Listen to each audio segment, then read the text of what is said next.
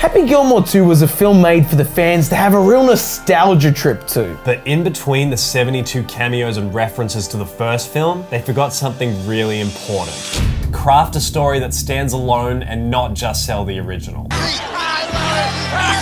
We're two best friends reviewing every single Adam Sandler film. So far, we've watched 29 of them, and this week, we watched Happy Gilmore 2. Let's get into this review. Happy Gilmore 2 starts exactly the same as the original, with a montage of narration, slightly more enthusiastic this time. But then 30 years ago, I picked up a golf club. I was excited about it. It felt like I'd come home, and they introduced this CG element where it made Adam Sandler look young, and it was fun for the first shot, and then immediately terrible. Maroon 5 is here. The AI slop of Sandler's face was just so disgusting. Such a bad taste in the mouth right off the bat. I know there's people out there that are gonna be like, oh bro, that was cinematic brilliance, technology's sick now. No, this was poorly done. No, it was poorly done in the new Indiana Jones and it was poorly done here. The technology hasn't caught up yet. So the premise is set up that him and Julie Bowen had 5 children together before Happy Gilmore brutally accidentally killed her on the golf course. You can always shank one.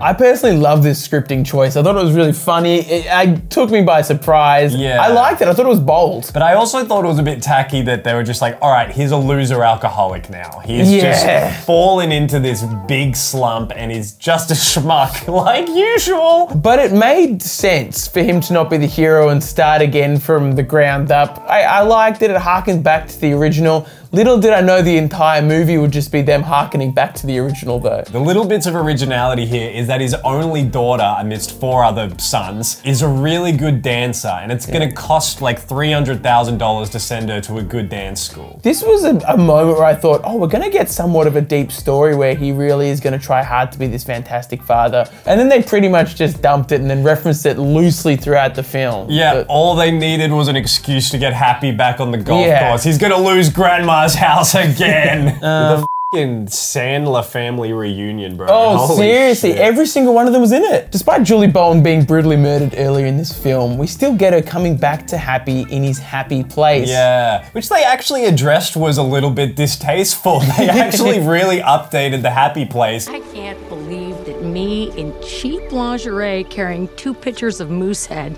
was your happy place. Imagine the amount of blokes out there going, oh, so woke, so what? She was in lingerie, bro. But after that, we finally get Happy back on the golf course and we're introduced to the celebrities that he's tearing down to his level in this movie.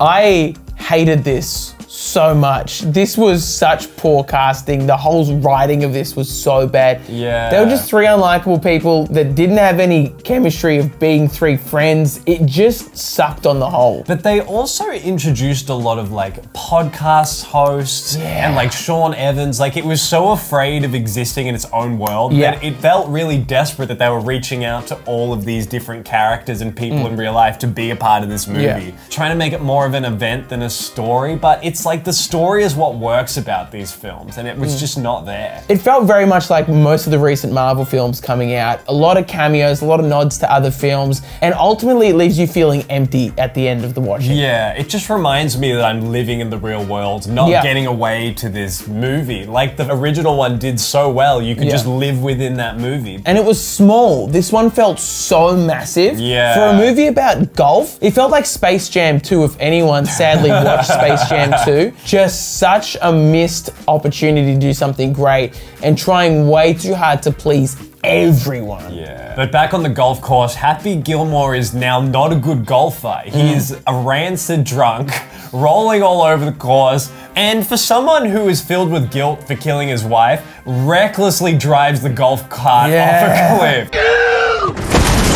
And it's just played for laughs, and he's just like constantly putting people in danger when his whole arc was, I'm not gonna play golf because I killed my wife. But no, it's fine, bro. There's also a B-side plot of his alcoholism and how he keeps on sipping out of various objects. It's very Sandler humor, The one thing that really struck a wrong note with me though was that they have ex-golf pro John Daly live with them. And John Daly actually suffers with alcohol abuse. And they wrote it into this movie as a joke, not as a real, hey man, you should actually get off the alcohol because that's something I'm struggling with. No, they get him just drinking hand sanitizer the whole film. And it felt really wrong. But the next reveal in this film, which I thought was actually kind of fun, is we cut to Shooter McGavin, who's absolutely insane now. I would tear the jacket off his back and shove it down his throat. That was one of the funniest moments in the film for me, is that it's just absolutely gone crazy about losing all that time ago. I was really dreaming at this point that when the nurses came to take him away, it would be none other than Hal L, played by Ben Stiller. I thought that'd been a really funny small cameo to show why he's been driven insane, is because he's got Hal L as his caretaker. But instead of doing that, they introduced Ben Stiller as the Alcoholics Anonymous host. Yeah. And they write him in way too long in this film, and it did not feel the same as that first film of a very small, isolated cameo. No, they tried to make him bigger, which I can see he wasn't that big in the first film, but a huge part of it. But it just didn't make sense here. No. Like the way he's running these AA meetings, which Sandler's attending now to try and get off the booze, it just didn't make sense why anyone would want to stay. No. Like the nursing home, he's making them do chores, but in the nursing home they couldn't escape. An AA meeting you don't have to rock up to. But it's all good because one dad rock montage later and Happy can play golf again. Let's go. One of what, 30 dad rock montages in this film? This was a long one as well, but it was fun seeing him back on the course again and hitting well. But they keep referencing back to the original, and it's like, you could do new bits. You don't have to keep riding the tailcoats of this. To the film's credit, the first 30 to 40 minutes felt quite comfortable and like they're actually about to do something new and continue the plot. But then immediately they derail that by introducing Benny Safdie as an evil billionaire who wants to start a brand new hyper-technological golf league to compete and hopefully destroy the older traditional golf. Yeah, he breaks Shooter McGavin out of prison and is like, you're gonna lead this team and take down Happy Gilmore. But Shooter McGavin was like, no, this is a terrible idea, get me out of here. And just goes on the run with no consequences and meets up with the old league. It just was such a wasted opportunity to have Shooter be the villain once again. And then the way they wrote him in for the rest of the film was, he's here, he's not really important, we've got 1,000 other characters to deal with, so Shooter's gonna just kind of come in occasionally. It kind of sucked. An actual good plot is, if he is so insane over getting the yellow jacket,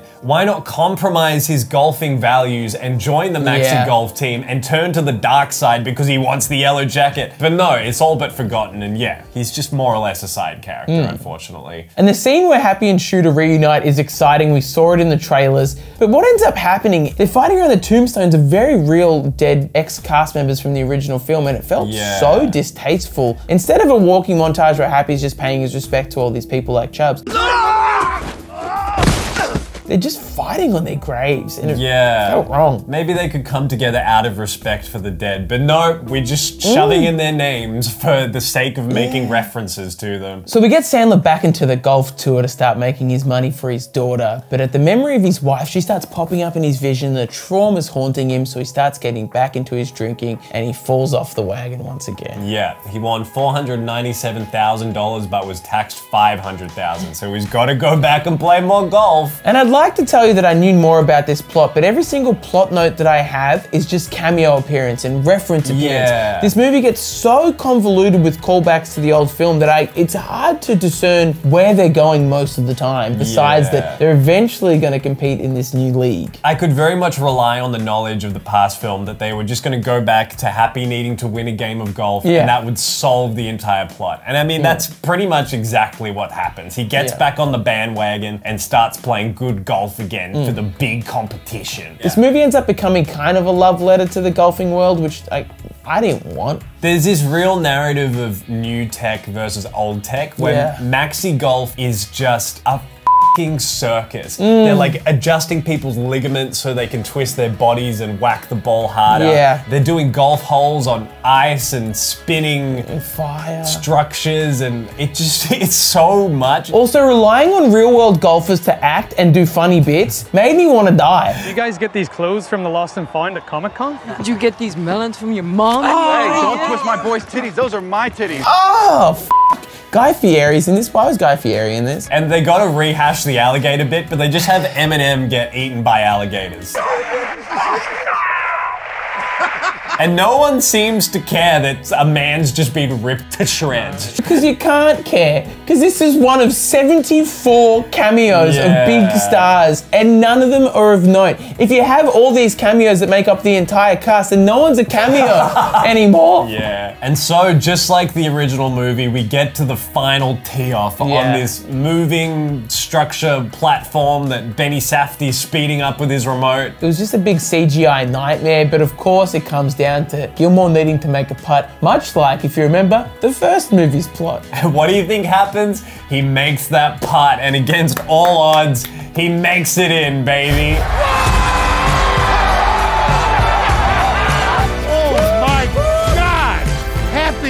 Solving all of his problems once again. His daughter can go to dance school. There is so little fulfillment that has come from this ending. You just knew it was gonna happen. It's filled with all of these celebrity cameos that you can barely keep track of. It was dizzying. So now wrapping up, he's 3 months sober. They do the slow motion run after Hal-El, just like they did Shooter in the first one. And the daughter is off to dance school, and everything in the world is solved. And he even says to his daughter at the end of the film, his real life daughter, by the way, "I'm so sorry, sweetheart." I'd like to think he was apologizing to all of us for what he just made. Joel, I'm happy to rate this thing if you are. Oh, fair enough. But hey, before we rate this, we've been playing a game of Adam Sandler bingo for all the Adam Sandler films we watched. It's made up of all the tropes of an Adam Sandler film. Up on screen of our bingo cards. Joe, how did you go? Of course I scored bingo. There was no way I wasn't gonna let myself score bingo. Right off the bat, I had Trojan product placement. Trojan. I had fight scene, the millions of fight scenes. Fart joke. Fart recognized. And I'm counting the whole maxi golf sequences as a party scene. I'm happy to force that bingo upon myself. There's no way that these weren't party scenes. Yeah, they had confetti cannons, I'll count it. I had the Mighty Buska, Hot Wife, of course, Julie Bowen, and product placement with Subway. Yeah, again. And lastly, Sandler screams. Good game of bingo, Mac. Well played, sir. Well, firstly, I just want to say this wasn't the worst film in the world. It's just, oh my, it's very easy to criticize right off the bat of watching the first Happy Gilmore. Sure. The film does have so many flashbacks as if we haven't seen and loved Happy Gilmore. But some of it was exciting. Some of the golfing scenes had good ideas. It was just very distasteful, but not a horrible time. I gave this a 4 out of 10. Okay, that's high for you. Wow. Sure. Good lord. You? I had a fun time at times. When it wasn't a cameo or reference which made up more than 3/4 of the film, I had a good time. When we were introduced to Happy's new happy place, I genuinely out loud laughed.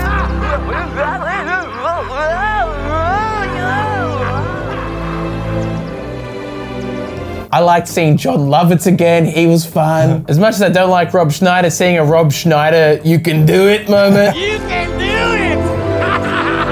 And that was all my positives. I gave this a 2 out of 10. Whoa, that's low for you, bro. I love Adam Sandler films. I buy the merch. I know all of the movies. I've been watching them since I was a kid. And you can tell when the movie actually has a bit of heart and soul and wants to do something and tell a story in amongst the regular gags we get from Sandler. But then you can also tell when he does films that are purely soulless and cash grabby. This was one of those, absolutely, in my eyes. And that's why I would never rewatch this again. Happily, I'd watch Happy Gilmore. As you know, if you've watched our review series, I gave it a 10. But this was a fall from grace. It would be heartbreaking for you. It was very Netflix slop, and I'm sorry, Mac. That's okay. I didn't expect it to be good, to be fair. But I won't be one of those Adam Sandler fans that just defends every single thing he does blindly. Not everything he's gonna do is gonna be great, and I think it's fair to hold him to account. Well, speaking of, let's pick next week's film. All right, brother, pick us a winner. All right, next week we are watching 51st Dates. Okay! I remember liking this one. I haven't seen it, but I think I've heard decent things. Oh, it's Drew Barrymore. All right, what could possibly go wrong? And dear people, if you liked it, you've seen we've been reviewing every single Adam Sandler film. Click on the next one YouTube's about to recommend you. Hey, but most importantly, make sure you tell someone you love them today. Bye, everyone. Bye.